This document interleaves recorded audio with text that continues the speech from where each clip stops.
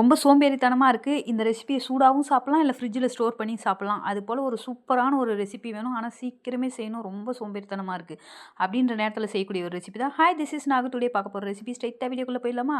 First ஒரு pan வச்சுட்டு எனக்கு ஏத்த போல ஒரு 1/2 ஸ்பூன் நெய் விட்டுட்டு அதில வந்து பார்த்தீங்கன்னா, ஏலக்காய், பாதாம், பிஸ்தா, முந்திரி என்னெல்லாம் சேர்க்க முடியுமோ சேர்த்துங்க. பொன்னிறமானதுக்கப்புறம் ஒரு 3/4 ஸ்பூன் எனக்கு ஏத்த அளவு இல்லையா? ஒருத்தருக்கு செய்யக்கூடிய ரெசிபின்றதுனால 3/4 ஸ்பூன் அளவுக்கு கடலை மாவு எடுத்துட்டு அதை நல்லா கலந்து குடுத்துட்டு, அதிலேயே வந்து பார்த்தீங்கன்னா, மஞ்சள் தூள் சேர்த்துக்கிறேன். ஒரு சிட்டிகை அளவு, மிளகு ஒரு சிட்டிகை அளவு சேர்த்துக்கிறேன். ஸோ நல்லா கலந்து குடுத்துடலாம். கலந்து குடுத்ததுக்கப்புறம் வந்து பார்த்தீங்கன்னா, நான் வந்து ஒரு எனக்கு ஏத்த போல அதாச்சும் நான் வந்து ஒரு சுகர் ரொம்ப கம்மியா சாப்பிடக்கூடிய ஒரு ஆள்.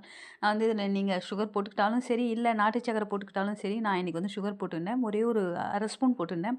நல்லா கலந்து குடுத்துட்டு, 1 கிளாஸ் பால் சேர்த்துக்கிறேன். ஒரு சின்ன கிளாஸ் பால் சேர்த்துட்டு நல்லா திக்னஸா வரும்.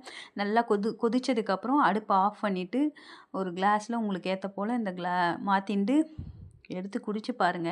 சூடாவும் சாப்பிட்டாலும் சரி, இல்ல ஃப்ரிட்ஜில ஸ்டோர் பண்ணி சாப்பிட்றேன் அப்படின்னு சொன்னாலும் சரி, இதில எல்லாமே போட்டுக்கிறது மிளகு, மஞ்சள் தூளுன்றதுனால ரொம்பவுமே இந்த மழை சீசனுக்கு நல்லது தான். ட்ரை பண்ணி பாருங்க. ரொம்ப சிம்பிளான ரெசிபி. நான் கூட எப்படி இருக்கும் அப்படிலாம் நினைச்சுட்டு செஞ்சேன். ஃபர்ஸ்ட்டு செய்றப்போ அப்படிதான் நினைச்சேன். இப்போ இந்த ரெசிபிக்கு அடிக்ட்டாவே ஆயிட்டேன். Thank you for